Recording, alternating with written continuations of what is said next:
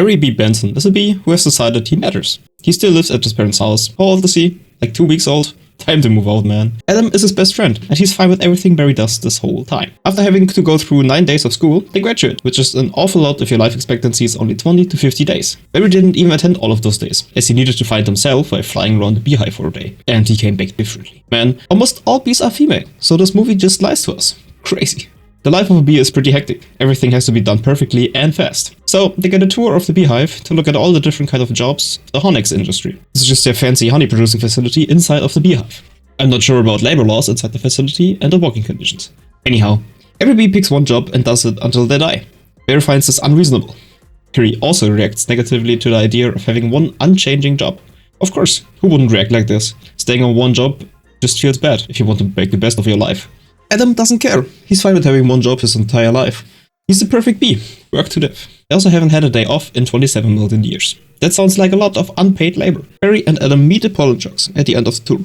The best of the best, the most manly bees of the hive. They get to go outside, which is Barry's dream, or at least he's not bound to any strict job or activity for the rest of his life, if he does that. It's basically the military of the beehive, but instead of war, they just collect pollen, which is a lot less impressive when you look at it from the human perspective. Barry expresses interest in joining the pollen jocks, as he boasts that he is built for being a pollen jock. He's also invited to join the pollen gathering mission if he proves himself on the next day. The evening before he has to choose his job, he talks with his parents, who don't take him seriously. When that day comes, it's job choosing time. But as Adam says it, it's so difficult to choose any one particular activity, and Barry leaves the job desk to sneak into the pollen jocks. Barry then leaves the hive with the pollen jocks, on a pollen mission, as they really stay to their road and take him on his mission. Which I'm surprised, they all just go with it. I mean, one bee more or less doesn't matter when you have 50,000 of them. His first time outside and he ends up in Central Park. Could have been worse. Gets to follow them the whole day, just doing their jobs. He's like the one trainee nobody wants, but keeps following you. He has no survival instinct at all, so he just jumps at every opportunity he can get to almost die. Like this, for example. This is the first time we get to meet the main humans in this movie, Vanessa and Ken. Not Barry's Ken, but close enough. The pollen jocks help Barry get out of the situation by distracting Ken's final shot. Barry then gets caught in the rain and separated from the group, which is very bad. He has been outside for 4 hours and doesn't know where he lives. That's also bad.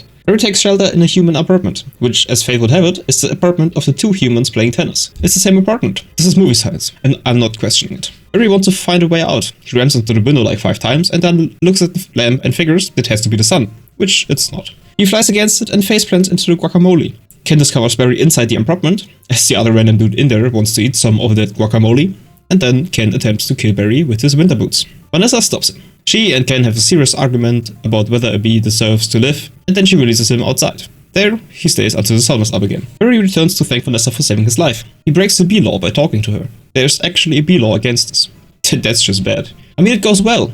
The bee and the human have a normal conversation, and neither of them find this strange. Barry and Vanessa begin spending time together, like talk the whole day. He goes on one date with the human and is completely done for. Adam is probably the most reasonable character Barry could talk to, and also tells him that this is certainly not normal and he should stop it. Everybody tells him to stop and think like a bee. That also sounds like something you would hear in communism. Think like a bee. Don't think for yourself, just do as you're told. Barry and Vanessa develop a close friendship. They spend almost every day together. Barry accompanies Vanessa to a grocery store, where they ask questions about each other to really get to know their different worlds.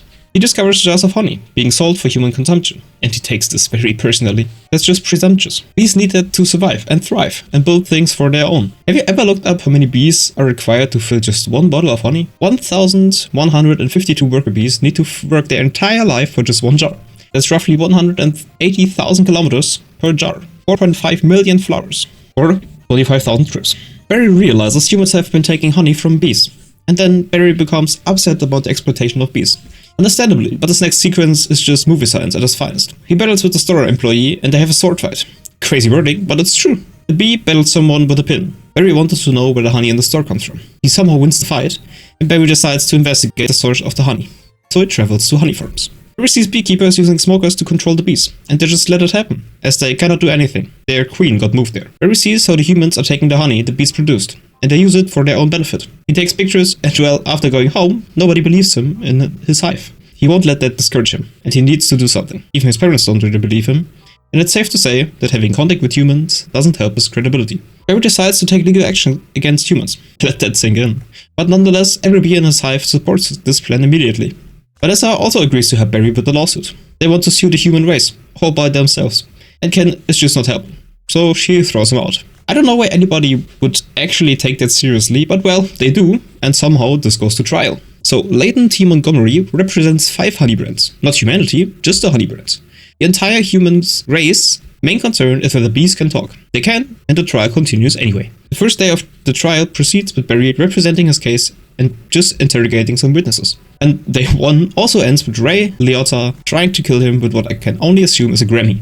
After that, Barry and Vanessa have dinner together. Ken comes home to them, which he doesn't like whatsoever. And then he confronts Barry, and he is really pissed about Barry being there in Vanessa's apartment. He wants Barry dead. Ken tries to kill Barry in the bathroom. And well, he almost succeeds, but Barry somehow, with the movie science, survives all his attempts. This is the second time someone has tried to kill him today. Vanessa intervenes and stops Ken, and also then breaks up with him. So, the second day of the trial begins. Montgomery opens day 2 by insulting Barry's mother. Adam somehow becomes angered by the statement and gets so infuriated that he can't hold it anymore. Vanessa has to hold him back, but it's too late.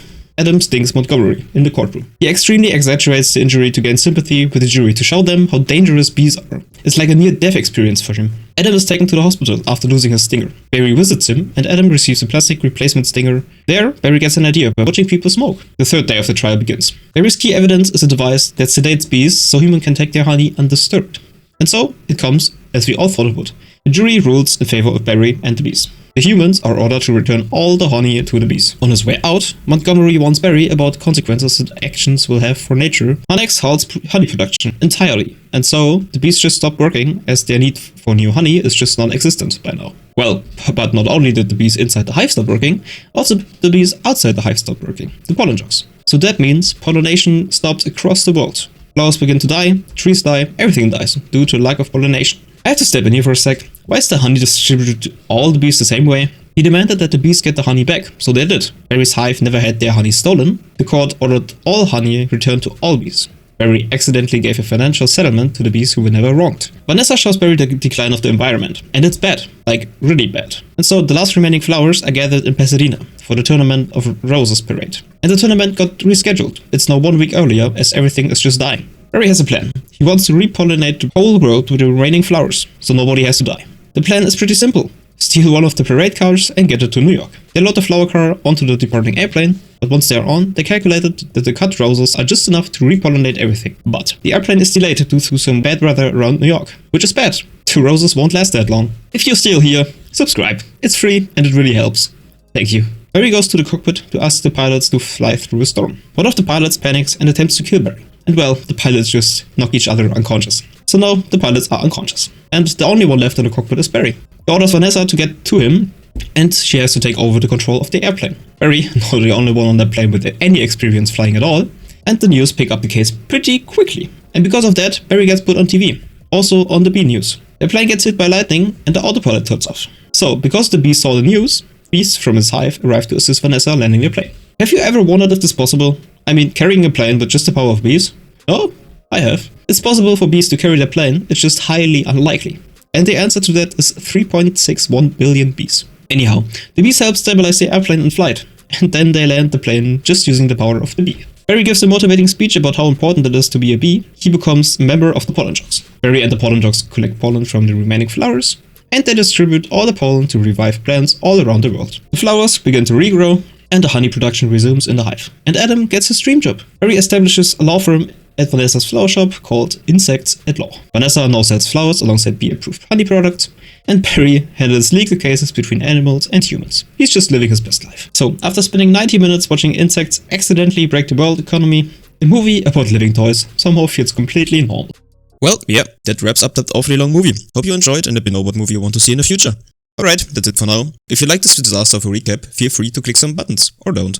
I'm not your dad, so that YouTube knows that my videos are worth watching. Thanks again, and see you in the next one.